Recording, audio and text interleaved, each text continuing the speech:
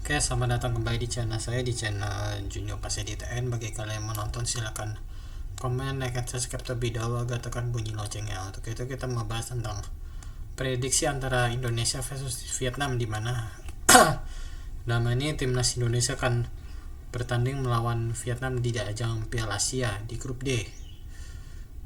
Disaksikan di RCTI jam setengah 10 malam atau jam 10. Yang jelas ini pertandingan kedua yang tidak akan mudah bagi Indonesia setelah Indonesia dikalahkan oleh Irak dengan skor 3-1 lah. Ya tentu dengan hasil ini juga membuat Indonesia harus segera bangkit agar bisa menang atas Vietnam. Tetapi baik lagi, emang namanya sepak bola tuh ibaratnya bundar lah. Dalam arti tidak bisa ditebak lah. Dalam arti juga kan Vietnam ini kan juga memainkan permainan yang sangat atraktif ya saat menghadapi Jepang ya, dengan skor berapapun kalah dengan skor 4-2 atau 5-2, tapi Vietnam tetap memberikan perlawanan yang sulit kepada Jepang. Ya tentu Indonesia dalam ini tidak boleh menganggap renteng Vietnam lah, karena Vietnam ini kan merupakan underdog kejutan lah. Ya ini tentu yang harus diwaspadai oleh Indonesia, karena Vietnam ini walaupun kan nggak ada pemain naturalisasi, tapi dia mempunyai pergerakan yang sangat cepat, atau terutama pemain-pemainnya ya yang sangat kuat lah. Tentu ini juga menjadi menjadi sebuah suntikan moral dan semangat bagi pelatih Indonesia, yakni Sintayong, yang harus bisa meracik taktiknya dengan benar dalam menghadapi Vietnam inilah. Ya tentu emang mau Vietnam ini nggak mudah ya, pasti juga ada nggak mudah, cuman kan baik lagi sepak bola itu bundar, dalam arti tidak bisa ditebak lah.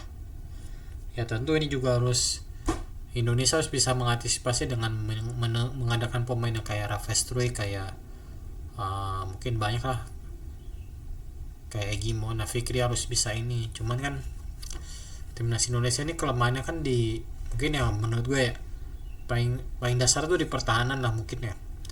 Nah di pertahanan ini makanya kan kiper juga kan kurang lah, dalam arti kan makanya kiper juga harus dinaturalisasi, karena kan kiper Indonesia tuh kurang ya, dalam arti tingginya pendek lah, dalam arti nggak terlalu ini banget. Ya tentu ini juga merupakan pondasi berat lah. Cuma kalau melihat Indonesia ini ya pasti kalah sama Vietnam lah, jujur ya udah pasti.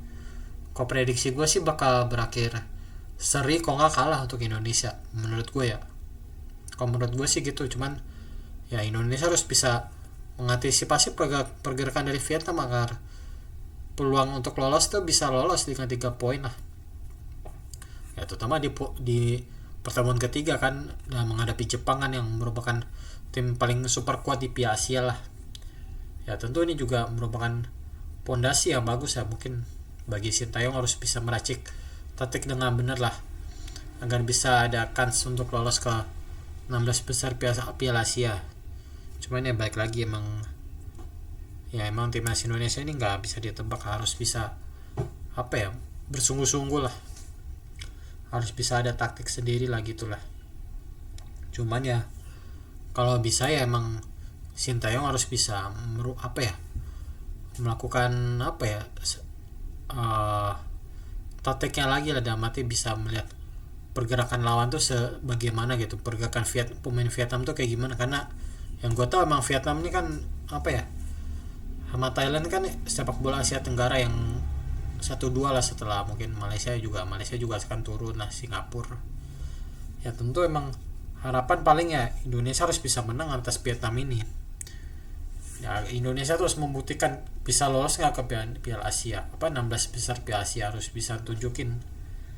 Oke, itu aja yang gue sampaikan. Mungkin yang kalau bagi gue ya kemungkinan Indonesia nih berakhir imbang atau kalah atas Vietnam. Nah itu yang gue sampaikan. Wassalamualaikum warahmatullahi wabarakatuh.